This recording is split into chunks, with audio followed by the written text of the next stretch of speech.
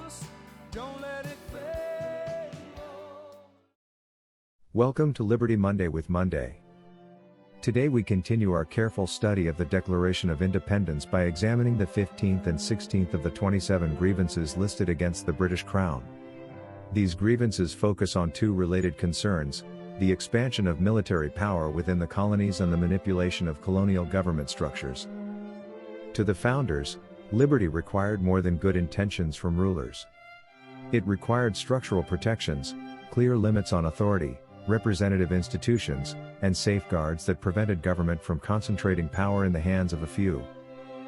Grievances 15 and 16 illustrate how the colonists believed those safeguards were being dismantled.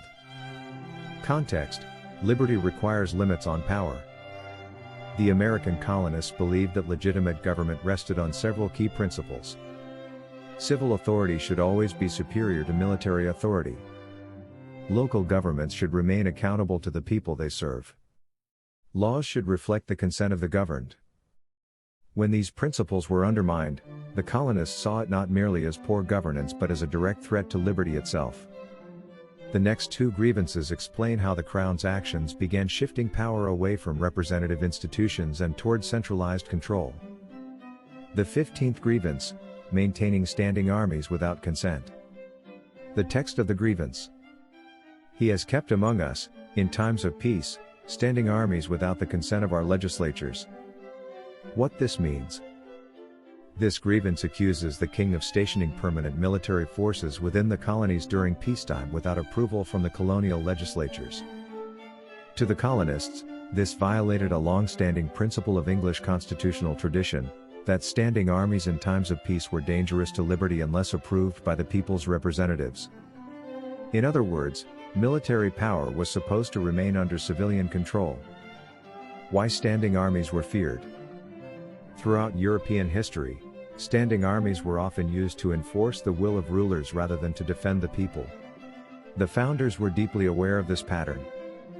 A permanent army stationed among civilians could intimidate political opposition, enforce unpopular laws, suppress dissent, shift power away from local authorities. For colonists who valued self-government, this was alarming. The colonial experience. After tensions rose between Britain and the colonies, British troops were stationed in several colonial cities, including Boston. From the colonial perspective, these troops were not defending the colonies from foreign enemies. Instead, they appeared to be enforcing imperial policy and maintaining control over the population. This presence increased mistrust between the colonists and the Crown. Events such as the Boston Massacre intensified fears that a permanent military presence could threaten civil liberty. The principle at stake. The founders believed that military forces must remain subordinate to civilian authority.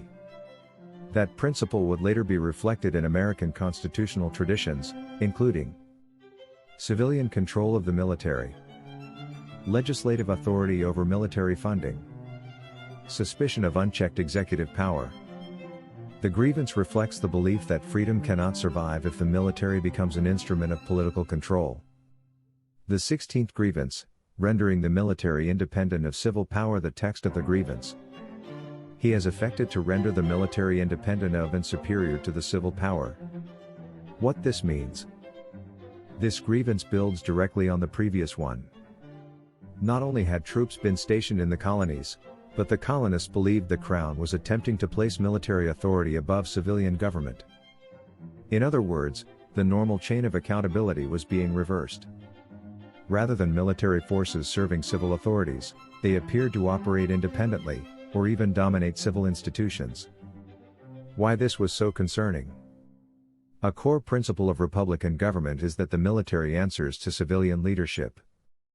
When that balance is reversed, serious dangers arise. If military authority becomes independent of civil authority, laws can be enforced through intimidation rather than consent. Civil courts and legislatures lose influence. Political disagreements risk being resolved through force. For the colonists, this was the path toward authoritarian rule. Historical background. British military commanders in the colonies sometimes exercised significant authority, particularly during periods of unrest. Colonists feared that soldiers might enforce policies without regard for local laws or elected bodies. The perception that military leaders answered primarily to the crown rather than colonial governments deepened this concern. To the colonists, it seemed that power was shifting away from representative institutions and toward armed authority.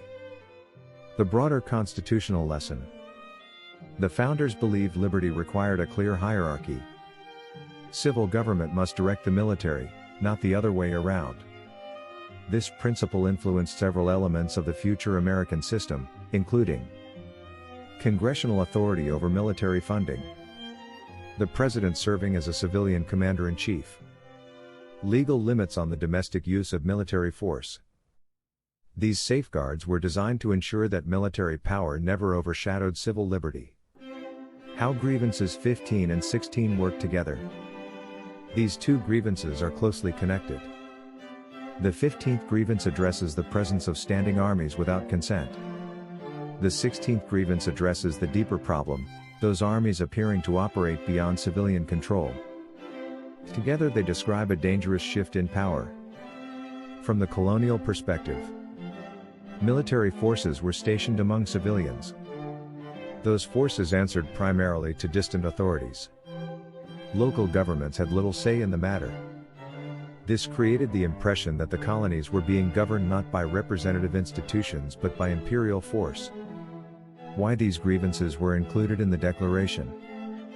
The Declaration of Independence was meant to document patterns of abuse. The founders wanted to show that the British government was not simply making occasional mistakes. Instead, they believed it was systematically altering the structure of colonial governance. Military dominance over civil institutions was one of the clearest signs of that shift. By recording these grievances, the founders were explaining why trust between the colonies and the crown had broken down. They believed liberty could not survive where force replaced consent. Why these grievances still matter. Although written in the 18th century, these concerns remain relevant. Grievances 15 and 16 remind us that military power must always remain accountable to civilian authority. Standing armies must be carefully limited and supervised. Free societies depend on government structures that protect liberty.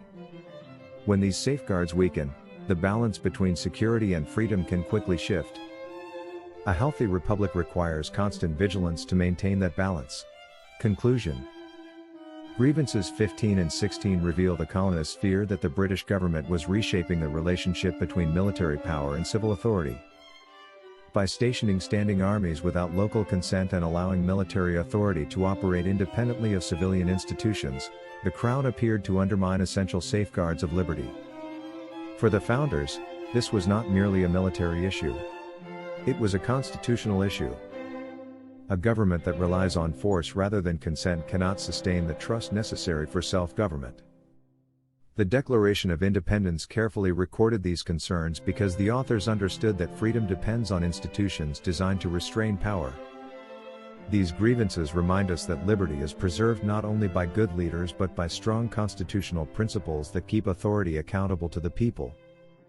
Thank you for watching. As always, stay informed, stay free. Liberty calls us.